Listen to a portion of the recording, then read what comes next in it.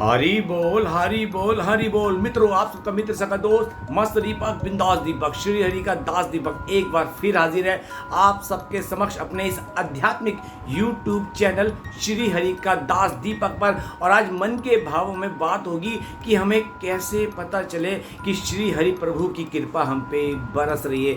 बहुत ही महत्वपूर्ण बात आज मैं आपको अपने इस मन के भावों से, इस वीडियो के माध्यम से बताने जा रहा हूं। अक्सर लोग समझते हैं कि प्रभु कृपा किसे कहते हैं, धन दौलत को, या भक्ति में अगर प्रभु कृपा करते हो कैसे करते हैं। तो प्रभु कृपा का सही महत्व क्या है, किस तरह से पता चलेगा कि हम पे प्रभु कृपा हो रही है, इस बात को आज ध्यान से समझिएगा। दास द्वारा पसंद आए तो जीवन में उतारना, वरना भूल जाना। याद रहे, दास अपनी बात तर्क संगत रखता है। गुरुदेव गोविंद की कृपा, संत महात्मा की वाणी सुनकर जो मन में भाव प्रभु देते हैं आप सबके समक्ष शब्दों में पिरो के दास रखता है, या बोलो मेरे द्वारा गोविंद आप सबके पास अपनी बात मेरे द्वारा पहुंचाते हैं। तो एक वीडियो बहुत महत्वपूर्ण होने वाला है। जो भक्ति मार्ग में पहली बार सुन रहा है, अभी से चैनल को रेड वाला सब्सक्राइब करके बेल आइकन जरूर दबाएं, ताकि भक्ति मार्ग पर आप अपडेट रहें और सदा मेरे साथ भक्ति में मस्त रहे, बिंदास रहे, गोविंद की मस्ती में झकास रहे। तो इससे पहले कि आगे बढ़े, एक सुंदर सा भाव, फिर आगे की बातें। जब से हुए हम वृंदावन के,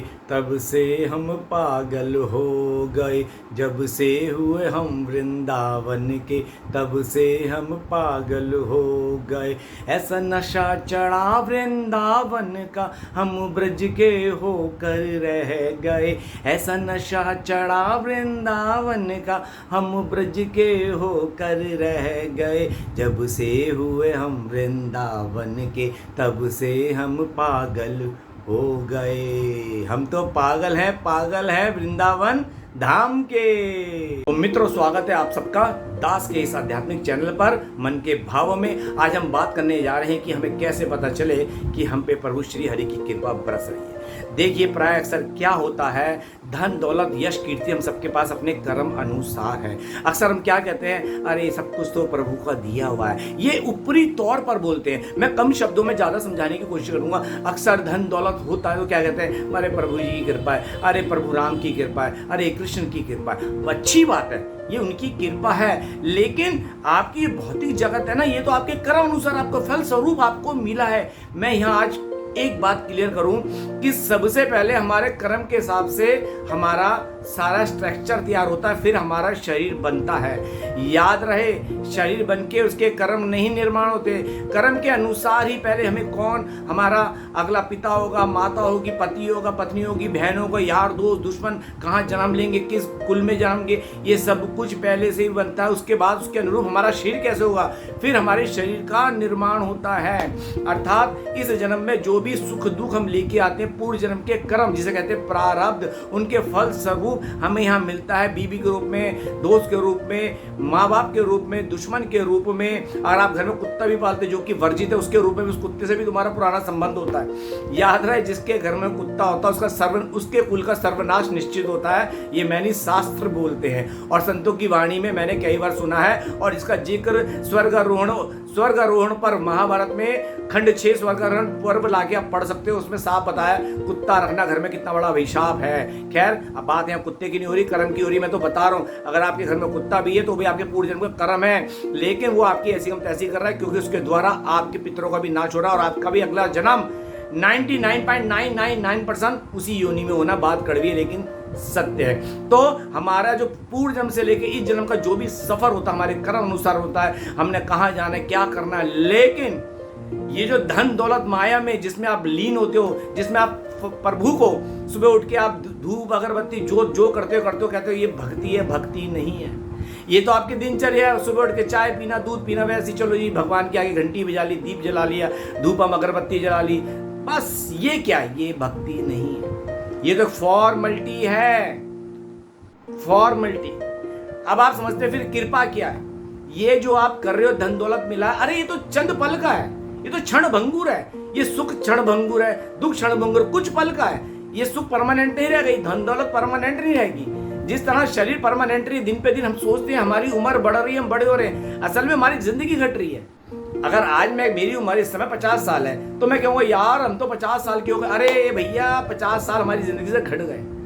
हम निरंतर घट रहे हैं, बढ़ नहीं रहे, गिनती में बढ़ रहे हैं, सच्चाई में उम्र में तो हम घट रहे हैं कि इतने साल हमारे खत्म हो गए, हम मौत के मुहाने के करीब पहुंच गए हैं और बढ़ती उम्र के साथ साथ हम घट गए हैं। तो ये संसार का जितना भी सुख दुख आपको जो मिला है ये आपके कर्मों के अनुसार मिला है। इसमें भगवान का कोई रोल नहीं है। भगवान ने आपको आपके कर्म अनुसार, इतना ही रोल है, आपको कर्म के अनुसार आपका अगला जन्म दे दिया, क्योंकि कर्म करोगे तो आपको फल तो मिलेगा ही मिलेगा। तो उस कारण आपको सुख दुख मिलते हैं। अब देखो सुख में भी देख लो ना, लोगों को बीमारियां मिलती हैं। आज के कलयुग का सुख ले लो, हर कोई दवाई खा रहा है, 10-10, 20-20 हजार के लाखों के पलंग है लेकिन नींद की दवाई खा के लोग सोते हैं। धन दौलत है लेकिन उसकी चाकरी करते करते नींद नहीं आती है। डिप्रेशन की दवाई खा रहे हैं, सोने की दवाई खा रहे हैं, डाइजेशन की दवाई खा रहे हैं। ये कर्मों का तो है। आपके सुख दुख आपके कर्म अनुसार एक्टिव हो जाते हैं। अपने कर्मों से कोई नहीं बच पाता, ये बात आप समझ लीजिए।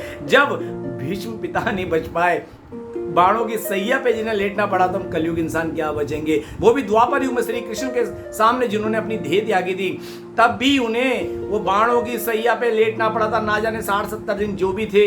और कर्मों से तो धर्मराज युधिष्ठिर नहीं बच पाए, उनको भी जुए में सब कुछ हारना पड़ गया था। कर्मों से कोई नहीं बचा। जब द्वापर युग में इतने जो महान लोग थे वो नहीं बच पाए श्री कृष्ण के समय में, तो हम कैसे बचेंगे। तो ये कर्मों का फंडा है। अब कृपा क्या होती है ये समझ लो।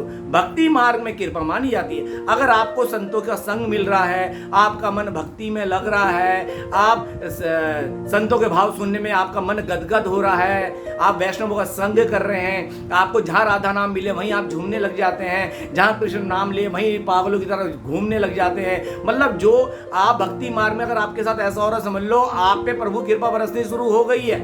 क्योंकि भक्ति हरि कृपा बिना नहीं मिलती। ये आप नसीब में लिखवा के नहीं लाते। हरि भक्ति नसीब में नहीं मिलती। सब कुछ मिलेगा, हरि भक्ति तभी मिलेगी जिसपे हरि कृपा करते, श्री कृष्ण राम गोविंद कृपा करते हैं। तो दास पे तो हो रही है और बहुत ज्यादा हो रही है। मैं इसी आनंद में भी बहुत आनंदित हूँ। जिस दिन दास को ब्रजवास मिल गया उस दिन तो मैं पागलों की तरह गोविंद की गलियों में घूमता झूमता उनकी मस्ती में डूबा हुआ नजर आऊंगा।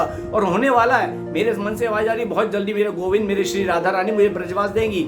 और यही उम्मीद जगाए रखता हूँ कि उसका दामन पकड़ लिया। मुझे नहीं पता, श्री जी मुझे ब्रजवास दो और मुझे आना है और अपने गोविंद के चरणों में, गोविंद की गलियों में रह के राधे नाम की मस्ती में, श्री राधा नाम की मस्ती में झूमना और घूमना है। देखो यही भक्ति मार्ग होता है। अगर आपको संसार का मोह खत्म करवा रहा है, आपके घर संसार से आपका रिश्ता खत्म करवा रहा है, आपकी प्रीत भजन में लग रही है, आपकी प्रीत कान में हैंड फ्री लगा के साधु संतों के सत्संग में लग रही है, बड़े बड़े संतों को आप सुन रहे हो, आप बार बार वृंदावन जा रहे हो, अयोध्या जा रहे हो, मैं भक्ति मार्ग का यही सबसे मेन ये आपको हिंट है कि आपके पर प्रभु की कृपा बरस रही है। याद रहे, भगवान की बात कर रहा हूं, देवी देवताओं की नहीं। देवी देवता तो सुख संपत्ति देते जिसमें आपका पतन होता है, लेकिन भगवान मतलब भगवान श्री कृष्ण राम, इनकी भक्ति जो होती है हमें भवसागर पार लगाती है। और देवी देवताओं की भक्ति होती है हमें भोगों में डालती है। क्योंकि धन दौलत तो मिलेगा, उसके बाद बुद्धिहीन हमारे हो जाएंगे और मन माना खाना, मन माना पहना, मन माना आचरण करना और भोगों में फंसे रह के फिर 84 लाख में फंसना। देवी देवता हमें नरकगामिनी बनाते हैं, हमें मन माना फल देके उनके द्वारा हमें नरकगामिनी होते, क्योंकि मन की इच्छा से हम जो भी करेंगे फिर बुद्धिहीनता में करते रहेंगे। लेकिन श्री हरि गोविंद वो कहते हैं भाई मेरी शरण में आने वाला या जिसको मैं अपनी शरण में ले आता हूं उसका पता नहीं होने देता। याद रखना, जब आप भक्ति मार्ग में चलोगे श्री कृष्ण की, श्री हरि की, शुरू में आपको धन का लालच भी देंगे कि प्रभु कहते हैं चले धन दे चला जाएगा। लेकिन आप वो धन का लालच पद प्रतिष्ठा त्याग कर पूरे प्रभु के भाव में बढ़ते हो। प्रभु जी, हरि जी, मैं जैसो तैसो तेरो, मलिन हूं, पापी हूं, अधमी हूं, नीच हूं, पर गोविंद आज तुम्हारी शरण में मुझे अपनाओ। प्रभु अपनाते हैं, मुझे तो अपनाया।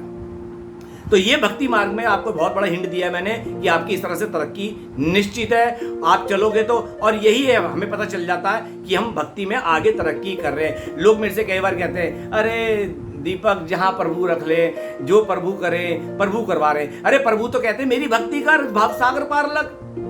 वो कहते हैं ना, गोविंद की रजा में रहते, जैसे मैं एक लाइन बोलता हूँ, गोविंद की रजा में ही, प्रभु राम की रजा में ही मजा, बाकी सब सजा है। अरे दीपक हमें तो प्रभु कहीं भी रख ले। प्रभु तो अपने नाम शरण में, अपने धाम में रखना चाहते हैं, अपनी भक्ति में रखना चाहते हैं। तुम तो माया में हो, फिर चुप हो जाते, जवाब नहीं। क्योंकि माया के अंदर हो, तुम शब्दों बोलना जानते हो लेकिन शब्दों में उतरना नहीं जानते।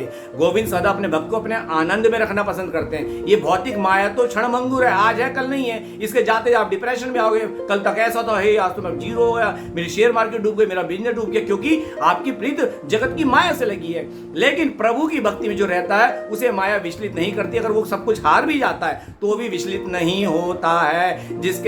जिसे श्री हरि के चरणों पर विश्वास है, उनकी कृपा विश्वास है, वो कभी भी किसी भी परिस्थिति में विचलित नहीं होता। ये बात आप गांठ मार के रख लीजिए। तो भक्ति मार्ग में अगर आपका मन संसार के रिश्तों से अलग हटके वैराग्य की ओर बढ़ रहा है, मैं पहले बोल रहा हूँ, अपने आप घर बैठे वैराग्य की ओर बढ़ रहा है, सत्संग सुनने को करता है, संतों को सुनने को मन करता है, मंदिर जाके अपने भजन कीर्तन करने का मन करता है, घर बैठे आपका भजन कीर्तन करने का मन करता है, नई दुनिया की बातें पसंद आती, भक्ति मार्ग में आपको चलना पसंद है, समझ लो आप पे कृपा बरसनी शुरू हो गई। और यही आपको वैष्णव का संग, संतों का संग एक दिन उस गुरु से मिलवा देगा, परम गुरु से मिलवाएगा, जिसके द्वारा आपका हाथ गोविंद के हाथ में थमा दिया जाएगा। जिसे कहते हैं कोर्ट में वकील ही आपकी फाइल जज के आगे रखता है, तो वो गुरु भी मिलेंगे। गुरु की चाहत दिल से रखो, सच्चे गुरु मिलेंगे हैं। आज के लोग निंदा करते हैं, इस बारे में वीडियो बाद में बनाऊंगा, इसलिए कभी किसी संत महात्मा की निंदा ना करो। ना जाने किस रूप में कौन गुरु आपके सामने आ जाए, पर वो किस रूप में, किस गुरु के रूप में आपको सही दिशा बताने आ जाए। तो उम्मीद करता हूं समझ आ गया होगा कि भक्ति मार्ग में तरक्की कैसे होती है, आप अपनी बुद्धि विवेक से समझ सकते हैं। तो दास का ये वीडियो कैसा लगा मुझे कमेंट्स बॉक्स में जरूर बताइएगा, शेयर करना मत भूलिएगा, क्योंकि धर्म परम है, सनातन धर्म ही परम था, परम है, परम रहेगा। सनातन धर्म ही धर्म है, बाकी सब भ्रम है। मन माने ढंग से बनाए गए धर्म में कुछ नहीं दम है, इसलिए अपना धर्म का प्रचार करो और गोविंद की मस्ती में रहो। तो चलिए अपने इस वीडियो को यहीं विराम करता हूं, शेयर जरूर कर देना। मिलते हैं अगले वीडियो में, तब तक के लिए जय जय श्री राधे। राधे राधे ब्रज वास कर राधे, राधे श्याम सीताराम। जय गौ माता की जय हो, वृंदावन धाम की।